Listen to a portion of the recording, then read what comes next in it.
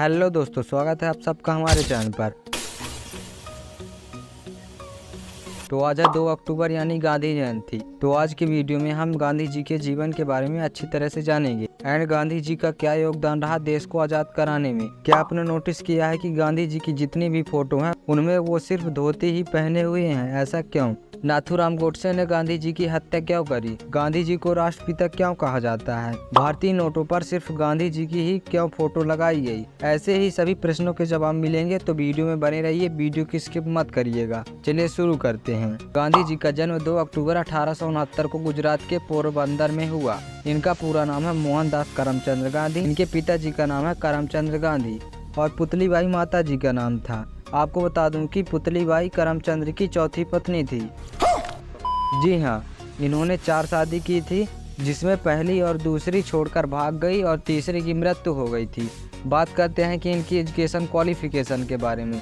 इन्होंने अपनी स्कूलिंग राजकोट से कंप्लीट करी और ये आर्ट स्ट्रीम के स्टूडेंट थे। 11 साल की उम्र में हाई स्कूल चले गए थे और फिर 13 साल की उम्र में इनकी शादी इनसे 1 साल बड़ी लड़की यानी कस्तूरबा गांधी से हुई। आपको तो पता ही है, पहले छोटी उम्र में ही शादी हो जाती थी।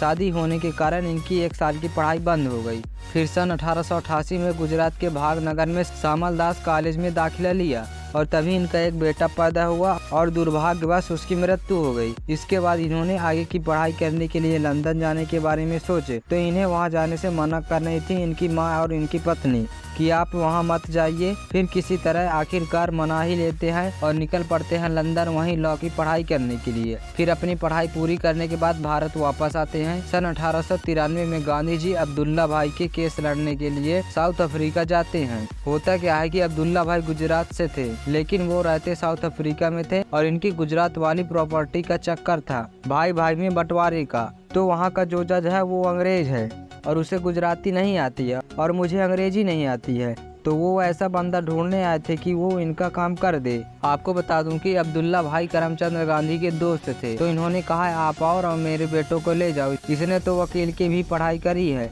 तो उन्होंने कहा नहीं, मेरे पास वकील बहुत सारे हैं, बस मेरा इतना काम हो जाना चाहिए कि मुझे मेरी भाषा में समझाए और उसे भाषा में समझाए, यानी जो ट्रांसलेट का काम है वो हो जाना चाहिए। वहाँ गांधी जी जाते हैं और उनका केस लड़ते हैं। तभी इसी बीच गांधी जी एक दिन ट्रेन में सफ़र कर रहे थे और फर्स्ट क्लास ट्रेन की टिकट लिए हुए थे और जैसे ही बैठने के लिए गए तो वहाँ तो सभी अंग्रेज लोग थे। उन्होंने देखा ये काला सा आदमी कहाँ आ रहा है। उन्होंने बोला, कालू तू इधर क्या कर रहा है, ये तेरे लिए नहीं है। तो उन्हें वहाँ पर ट्रेन से बाहर उतार दिया जाता है। अब आप सोच रहे होंगे कि गांधी जी के पास फर्स्ट क्लास डिब्बे की टिकट कैसे खरीद सकते हैं, वो भी उस टाइम में। तो आपको बता दूं कि इनके पिताजी गुजरात के मुख्यमंत्री थे। नहीं, मैं नहीं मानता। अब आप सोच ही सकते हैं कि गांधी जी पैसे वाले थे। वैसे भी पहले के ज़माने में कोई व्यक्ति लंदन जाएगा, वो भी पढ़ाई करने के लिए, तो उसके पास पैसा तो होगा ही। तो इन्हें जब ट्रेन से बाहर किया गया तभी यहाँ इनके जीवन में बड़ा बदलाव होता है। तभी गांधी जी अंग्रेजों के खिलाफ विरोध प्रदर्शन शुरू करते हैं, जिसे रंग भेद नीति कहा जाता था, जिसमें लोगों के रंग रूप से भेदभाव किया जाता था।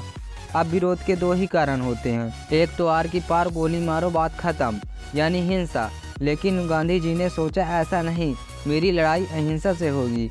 तो इन्होंने कहा अब सत्याग्रह किया जाएगा। ये नाम अब तक तो आपने कई बार सुना ही होगा। सत्याग्रह 2 शब्दों से मिलकर बना है, सत्य प्लस आग्रह। सत्य का मतलब होता है न्याय और आग्रह का मतलब होता है प्रयास करना, यानी सत्य के लिए प्रयास करना।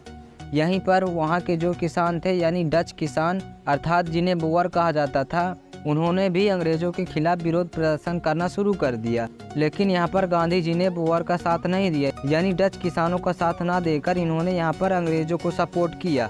अब ऐसा क्यों किया उन्होंने, ये तो नहीं पता। इसके बाद गांधी जी 9 जनवरी 1915 को भारत वापस आते हैं और तभी सन 2014 में दूसरा विश्व युद्ध चल रहा था अंग्रेज और जर्मन के बीच। तो गांधी जी ने अंग्रेजों को सपोर्ट किया। अब इसके पीछे रीज़न क्या था अब मेरे को तो नहीं पता। और इसके बाद अंग्रेज़ों ने भी हम पर गलत करना शुरू कर दिया। गलत क्या करना, वो तो हमेशा से ही करते आए हैं। तभी फिर गांधी जी ने आंदोलन के जरिए अंग्रेज़ों का विरोध प्रदर्शन करना शुरू कर दिया। इन्होंने मजदूरों व दलित वर्गों के समर्थन के लिए आंदोलन किए। इन्होंने बहुत सारे आंदोलन किए। इसके बारे में आपको क्या ही बताना। क्योंकि ये सब आपने 8वीं की बुक में पढ़ी होगी। गांधी जी ने अंग्रेजों के खिलाफ कई बार विरोध प्रदर्शन किया और इसी कारण से अंग्रेजों ने इन्हें कई बार जेल भेजने की कोशिश करी, जिससे इन्हें 2-3 बार जेल भी भेजा जा चुका। तो पब्लिक अंग्रेजों के खिलाफ और भड़की और इन्हीं सब कारणों के चलते आखिरकार सन 1947 में भारत को स्वतंत्रता दी गई और भारत और पाकिस्तान में विभाजित कर दिया गया। इसके बाद तभी हिंदू और मुसलमानों के बीच दंगे भी हुए, जिसके बाद 13 जनवरी 1948 को 78 वर्ष की उम्र में इन्होंने रक्तपात रोकने के उद्देश्य में अनशन शुरू किया और इसी वक्त 30 जनवरी 1948 को नई दिल्ली के बिड़ला हाउस के मैदान में नाथूराम गोडसे ने गांधी जी को गोली मारकर हत्या कर दी। हालांकि 15 नवंबर 1949 को उन्हें फांसी दे दी गई। उन्होंने हत्या क्यों करी? इनका मानना था कि विभाजन के दौरान भारत के मुसलमानों की राजनीतिक मांगों का समर्थन करना और जो कि यह एक हिंदू राष्ट्रवादी थे, तो इन्हें ये बिल्कुल भी पसंद नहीं था। बात करते हैं गांधी जी को राष्ट्रपिता क्यों कहा जाता है और पहली बार किसने कहा था। आपको बता दें कि 4 जून 1944 को सुभाष चंद्र बोस ने सिंगापुर रेडियो में एक संदेश प्रसारित करते हुए महात्मा गांधी को देश का पिता यानी राष्ट्रपिता कहकर संबोधित किया था और बाद में इसे भारत सरकार ने भी मान्यता दे दी। आप जानते हैं कि गांधी जी की फोटो नोट पर क्यों लगी होती है? क्योंकि इनकी फोटो की जगह किसी और महापुरुष के भी तो लगा सकते हैं ना। आपको बता दूं कि आज़ादी के कई साल बाद तक नोटों में अशोक स्तंभ व दूसरे प्रतीक चिन्ह छपते थे। फिर 13 जुलाई 1995 को RBI ने केंद्र सरकार से गांधी जी की फोटो लगाने की सिफारिश की थी।